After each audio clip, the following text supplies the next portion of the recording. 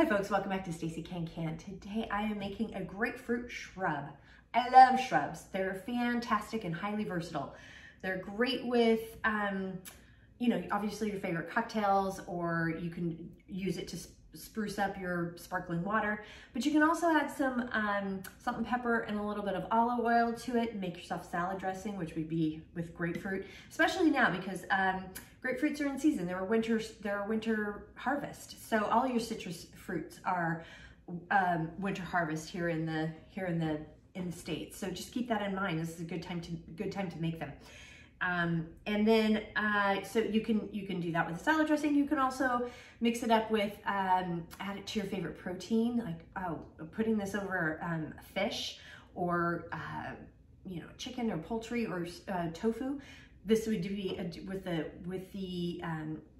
the acidity of the fruit, with the grapefruit, it would just be decadent over those proteins. It would really give it a nice flavor. Plus it's got the sugar in it and also the, vinegar. So the ingredients that you need are a cup of granulated sugar, a peel from one medium grapefruit, a cup of fresh grapefruit segments, and then a cup of your apple cider vinegar with the Muddler, preferably. This Bragg, I love Bragg vinegar. It's fantastic, apple cider vinegar, and it says right on here with the Muddler. The reason for it is it's gonna add a little more probiotic to this, and it packs a little more of a punch. And that's what I like to do. But you can use regular apple cider vinegar if you would like as well. So it's up to you on that. The tools, and as I'm going all over all of this, please hit like and subscribe below because that does help. And the recipe's down below too. But the tools that you need, it's pretty simple. You need a knife to cut these up, and then you also need a vegetable peeler. And because we are using the peel from one of the grapefruits, we're gonna need a muddler because we're gonna muddle the sugar and the peel together to kind of pull those flavors together, and then a clean storage container. Now when it's time to strain it, we'll also need a strainer, possibly if you really want to strain it cleanly, a coffee filter to go with that, or line it with paper towel. It's kind of up to you on that part. So with all of this, let's go ahead and get started. So first I'm going to measure out the sugar and pour it into the jar here. I'm using a mason jar as my container.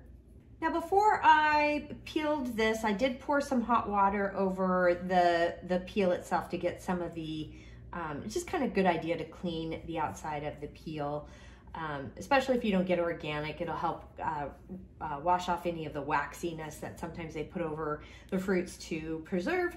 So, and then you wipe it really good with a paper towel or a dry towel of some sort, and that helps wipe off the wax plus any kind of ickiness. And I'm using, I really like this vegetable peeler. You want to make sure that when you peel the peel off, you want to make sure to not get too much of the white pith right in here. You just want the straight peel to go in there. The pith is really bitter, so we're going to do our best to just get as much of the actual peel as we can. There's a little bit of pith there, that's fine, but just do your best. And I find kind of a good way to do this so you don't get too much of the pith in there is just kind of do a rocking motion back and forth like so, kind of a seesaw sawing. I find if I just kind of try to pull it, I end up gouging and getting more pith than I like, but I think that this little rocking motion works real well, or at least does for me. There's a bit of a blemish on this particular grapefruit, so I am going to go around it and not include it. So now that I've got the peel in here, I'm gonna go ahead and just start the muddling process with just the peel at the moment. I'm gonna add the grapefruit sections as well, but I wanted to make sure that, you know, I'm getting the peel in here really good. Just to break up all those nice oils that are in the peel and get them mixed up with the sugar. So I got it peeled, so we're gonna go ahead and cut the bottom here. Actually gonna cut it a little bit more to be able to segment it off. You see how you need a flat surface. And we're gonna cut both sides, both ends, I should say. And then you just you wanna angle your knife and just go around the sides as best as you can. Once you get the peeling off, you can see the little lines of sections here. So you just kind of cut into those.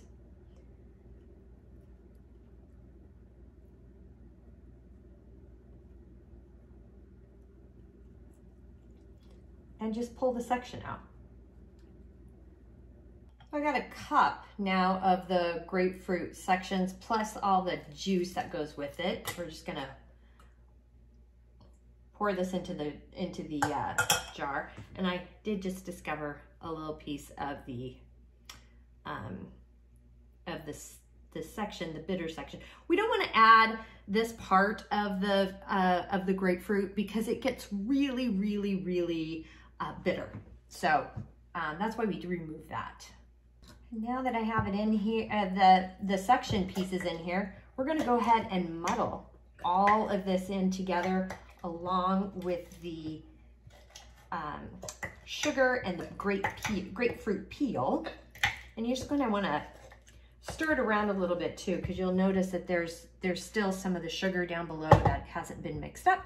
So we're going to make sure we get that all mixed in there as well.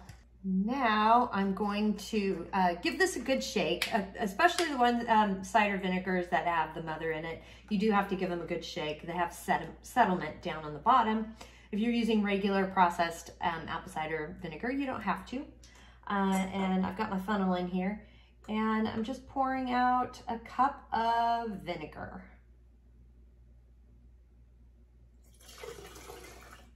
And give this a really good stir.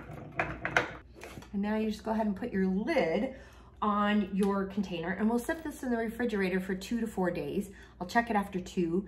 After 2 days, it's gonna be a little tart. After 4, it's gonna sweeten up the longer it's soaking and absorbing all those sugars from the sugar in your jar or container. But you're probably gonna need to really strain it after 4 days or so. Again, test it to your preference, but after the longer it soaks, the more the fruit is just kind of fall apart. You're not going to get any more flavor out of it, and it can actually kind of start to turn a weird, funky flavor. So just keep that in mind. But yeah, we're going to stick it in the fridge, and I'll see you in a few days. It is day 5, and I know I said 2 to 4 days, but we are the house of sickness, so this is as good as I could get. However, I have tasted it today, and it is very good. Very tasty. It's very smooth. It doesn't have it's very grapefruit forward. It's just very smooth. You can taste the bite of the apple cider vinegar, but it's delightful. There's not a bitterness to it. It's just really tasty, and I highly suggest it. So if you like it a little more vinegary, then I would definitely taste it after 2 days, but 5 days has been fine in my household. So now we're gonna strain it, and the best way to do it is through a sieve, or you can use a coffee filter, a wet coffee filter or a wet paper towel. Definitely wanna wet it. If you don't wet it first, the liquid will absorb or the paper towel and the coffee filter will absorb more of the liquid, versus if you get it wet with water first, more of the liquid will strain through into your jar. So I am also using my canning funnel because it just works best for me. And I have a bowl here, and I've got a muddler that I will have to muddle some of this with, but you just want to pour it into your whatever container you're going to store it into. I'm using a jar, big shocker, right?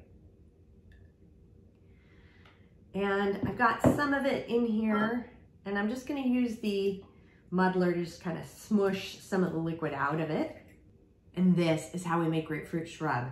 Again, so delicious, really worth it, very versatile. You can use it as a glaze for any of your proteins, your poultries, or your, I think it would be great with pork or tofu, whatever. Fish would be delicious with fish. Mix it with a little bit of olive oil and some salt and pepper, and you'll have a really great salad dressing. Give it a good shake in a sealed container. Make a cocktail with it. You can add it to your favorite tea, or just mix it with some hot water to make a tea if you're like me, not feeling great. And then also just add it to your sparkling water. It's very good. So I highly recommend it. I really highly recommend it. The recipe is down below, and while you're down there, please hit like and subscribe because that does help. And if you have any questions, comments, suggestions, feedback, concerns, by all means, please reach out to me. I'm on Facebook at Stacey Can. You can at me on Instagram and TikTok at Stacey Can. My website is www.staceycancan.com, and my email is info@staceycancan.com. Thanks so much for joining me today. And until next time, happy canning.